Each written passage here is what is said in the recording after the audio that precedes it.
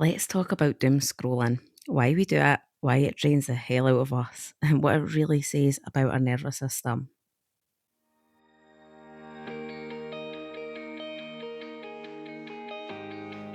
Welcome to the Self Concept Bestie podcast. I'm your host, Laura. So I was just lying in my bed, random, and I just started thinking to myself, why we doom scroll and why I can't do it anymore. So I ran downstairs, got my iPad, and I'm now sitting in the dark with my microphone on, recording this. So come with me on this journey at 11:15 at night. Why do we doom scroll? It's something that everybody is guilty of. We're all guilty of it at some point. We're always searching for that dopamine hit. But I just don't think we realise that that is what we're searching for, that we're actually searching for a high. Because in a world where we're constantly getting dopamine hits after dopamine hits, even just think about your kids on YouTube. They don't need to watch adverts like what we did back in the 90s, where you used to have to get up and change the channel on the telly when the remote was the size of an A5 notebook and there was only 4 channels. People, kids, but even us as adults nowadays, we don't want to watch adverts. We want it to be fast. We want it to be quick. We don't want to wait anymore. Gone is having patience in anything. But where doom scrolling really gets us is because our brain's always scanning for danger and negativity grabs attention. And what is social media filled with a lot of the time? Negativity. So when it starts seeing all of that, it's like, oh, your brain's like, okay, maybe want more of that. Because then it's keeping you in that, right, okay, if I know more, I can control that. That dopamine loop. I'll keep on then bringing you in. It's like, okay, it might make me feel better the next one because that you've just had that hit of that negative fear in your brain, which is always scanning for. It's like, right, okay, well, I'll keep going because the next one's going to maybe make me feel better. I'm maybe going to get to a one that's going to make me laugh. But then what the algorithm does is it feeds what triggers us. It doesn't feed us what will help us. Because you'll find that you'll stop and you'll watch a video that grabs your attention instantly, and it's normally negative or fear-based, or I must admit, majority of the time, sometimes really funny. If you're me, there's nothing better than a good scroll and with a funny video. However, there's one thing that does get me. It's the ones that make me cry. How many of yous have been scrolling and watching dogs getting rescued or military men coming home and surprising their kids? But even in that, it's bringing out that emotion in us. So our brain wants more of it. And then when we're in that, we keep scrolling because it's like, okay, the next one will maybe then make us laugh. And do we ever wonder why we should actually stop it? Do we ever wonder why we should stop and think, you know what, why am I doom scrolling? Because what it's doing is it's spiking your anxiety and your stress hormone. You're watching things and then there's fear and anxiety and negativity running, and especially before bed. So you're going to bed with this mindset of you've just watched things that have spiked that anxiety hormone in you. Not only that, it hijacks our focus and motivation. Because again, hands up, I've got my hand up. How many of us can honestly say you've sat on your phone, you've doom scrolled, and you look up and it's 2 hours later? and you've done nothing that could have been productive. Nothing with your time that actually possibly would have meant something. Because then what happens is you start then feeling guilty and you start rushing around, rushing to then get the things done, which is increasing that level of anxiety again in your body and your brain. Your body's like going into that fight or flight. Oh no, I've just wasted all of this time. Not only that, numbs it numbs your brain when you're watching it. You're not thinking about anything. It disconnects us for our real life and our real goals. And it also can make us feel not always that great if you are somebody who is going to compare your life to other people on social media when you're doom scrolling. So if you're comparing and you're seeing all these people and it's triggering you, again, it's putting that fear in your brain, that fear is running, that anxiety is running. And we've just wasted 2 good hours that we could have been doing something worthwhile. And I'm not meaning that means that you should be having to clean the house but we've all got things that we want to do in life, dreams we want to pursue. But when we're doom scrolling, we're sitting there, we're wasting that time, numbing our brain, because actually it's taking us away from that real life, that the stuff that we actually do maybe need to focus on, the stuff that would actually make it worthwhile for us. Now, when we're thinking about stopping, I don't know if any has ever thought about, I need to stop doom scrolling. Because that, even when you can start realising that you need to stop doom scrolling, that's the start. Has any ever stopped doom scrolling and felt so drained? Like you're sitting there thinking, what have I even just took in? And it actually has made your brain feel heavy.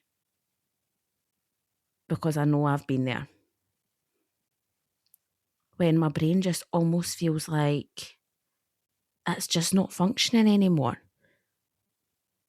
Because of how much information I've took in. It's like my brain has hit overwhelm, overload, and it almost shuts down. And what happens when your brain's overwhelmed and it's starting to shut down? But you have to get up and you have to go to work. You have to be a mum or a dad. You have to go and deal with stressful situations. How do you think you're going to be able to react to that when your brain is already fully overwhelmed and in shutdown mode because of the pure consumption of scrolling and information and videos and reels and quotes that you've read? What do you think's going to happen then? Do you think you're going to be able to respond to somebody from a calm manner? Or do you think you're going to be very reactive and be more likely to snap, more likely to be reacting from that fear, the fear that has just been built up in your brain from all of the scrolling that you've just done? You think about that, you've just consumed all of this information, and a lot of it is negative. And then you have to go out and adult. We don't get a day off, unfortunately. We're still needing to be here. We still need to show up every day, as nice as it would be for me to maybe be, 10 again, no bills, no responsibilities, somebody else is making sure I'm alive sort of vibe. I know you feel me here. You really do. So when we need to then go out into the real world, adult world, and have to deal with real life situations, deal with people who we maybe don't want to have to deal with, and we've been consuming all of this fear, all of this negativity, all of this doom scrolling. Our brain is in overload, overwhelm. It's starting to shut down. you've seen a couple of things that you're like, has really irritated you or made you feel sad or made you feel angry. Are we going to be able to be our best self when we are meeting people or when we are put in situations that we are going to need to respond from? No, we're going to react, aren't we? You're going to be triggered a lot easier. That fuse in your brain is going to go off a lot quicker than what it did if we weren't just overwhelming our mind with information overload. Because when it gets to that stage, there's no dopamine or reward left. When your brain is like shutting down, it's overwhelmed, you're not getting any more dopamine. Actually, you're just left with stress. That's it. Just stress.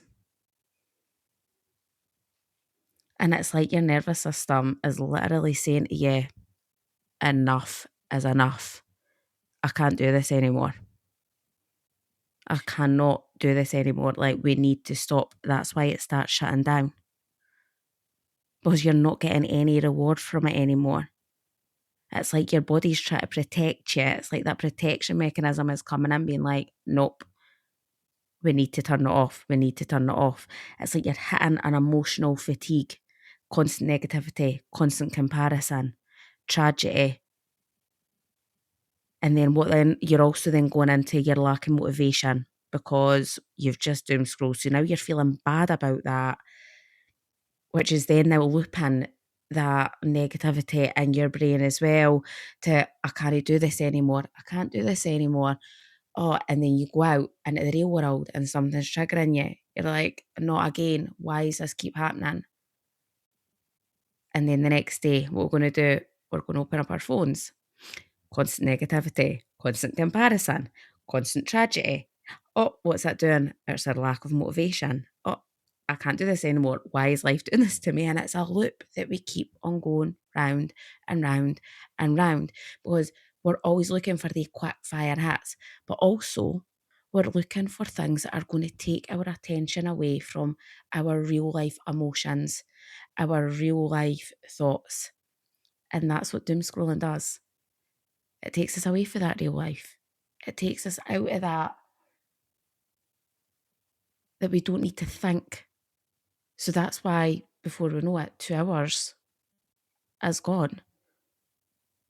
And we've not done anything except from scroll, scroll, scroll. But it's took our brain off every single thing that we actually should be looking at, should be focusing on.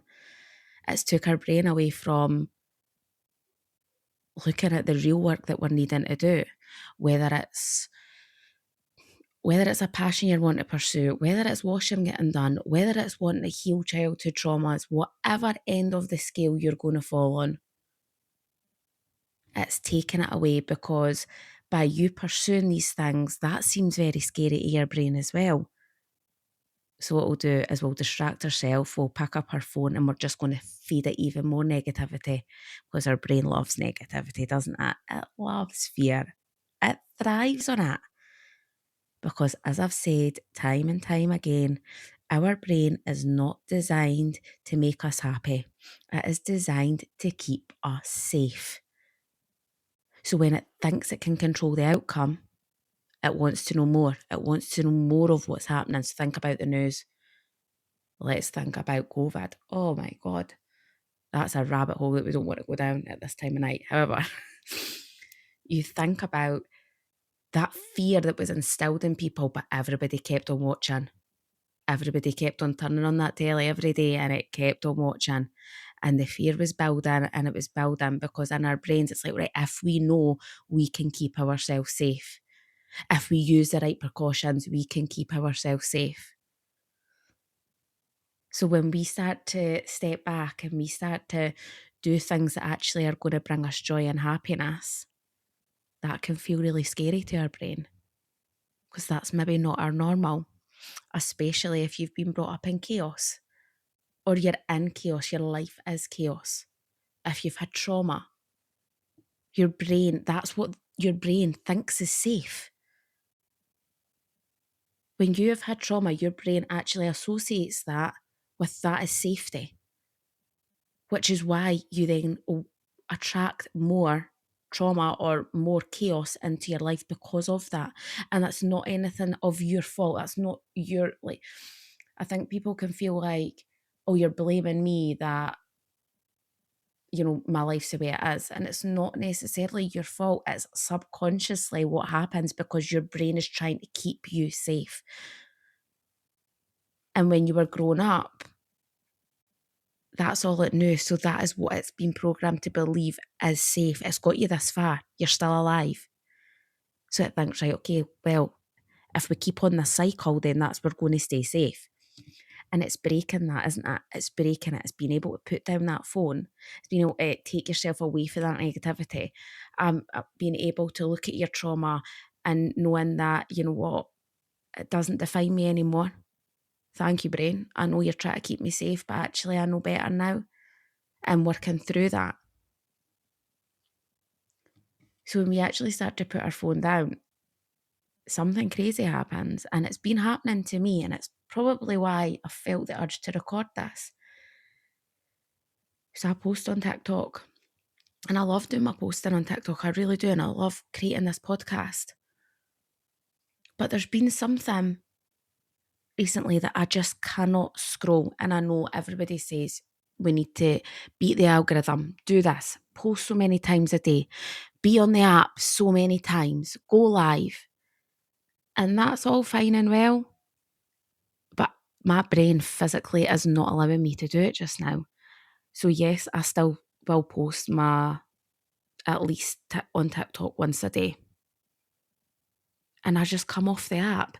Where anybody comments on my video, I'll go on and I'll reply, but I have to close down the app again.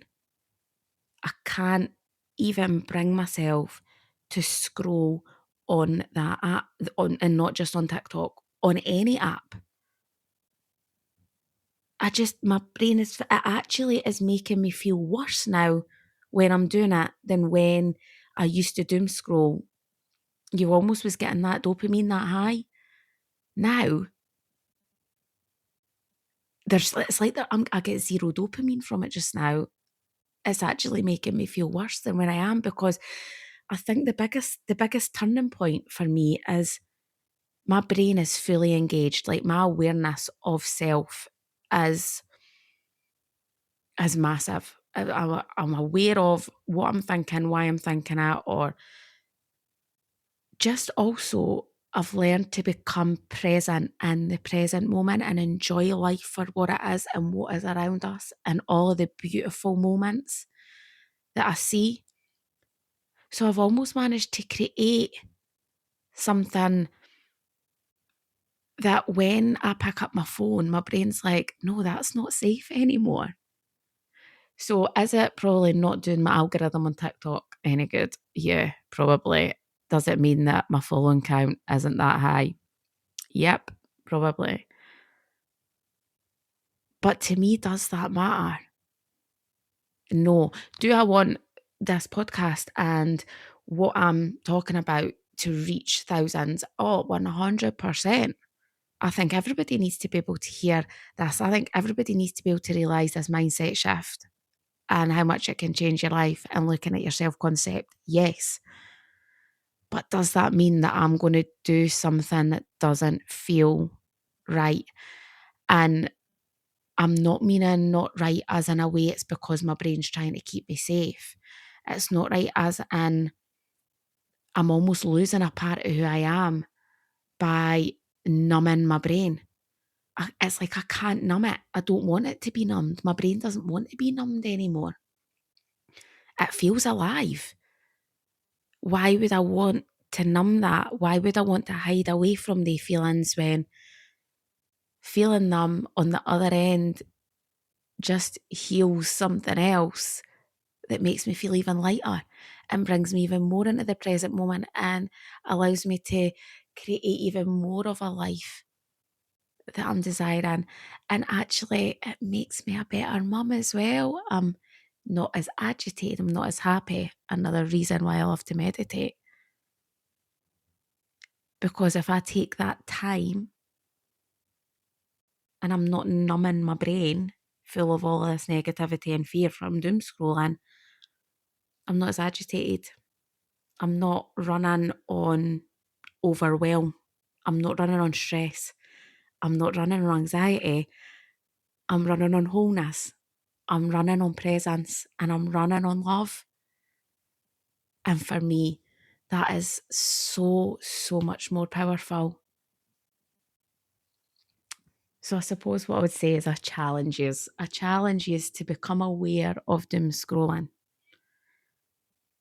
I challenge you to put that phone down when you feel yourself doing it.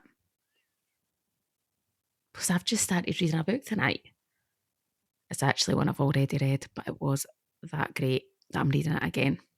And I'm a third of the way through it already.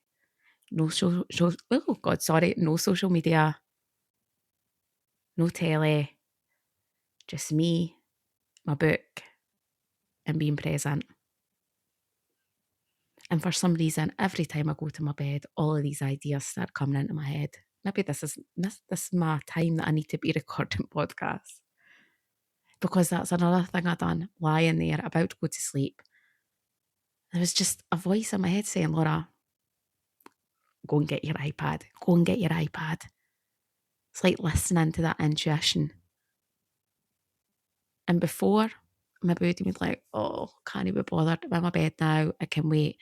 And I would have woke up tomorrow and this podcast would not have existed because I wouldn't have done what my intuition had told me to do, because it would have been overrun by all of that fear and that negativity. All of that ego would have been running.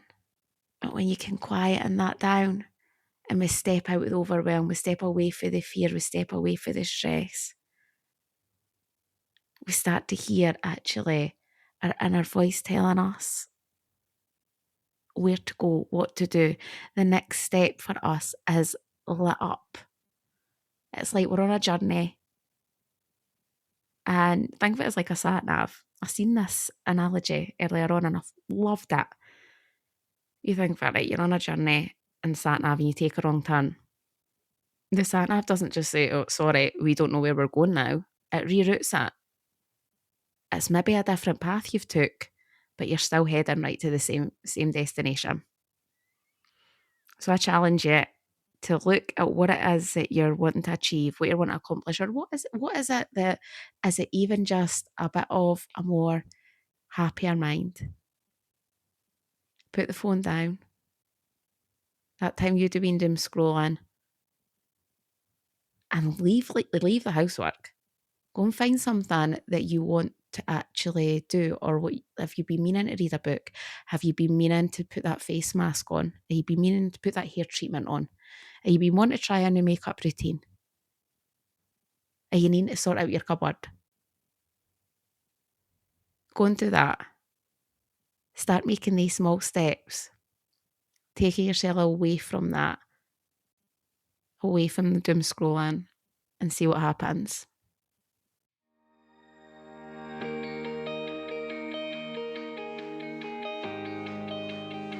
Thank you so much for listening. And as always, today has already been an amazing day.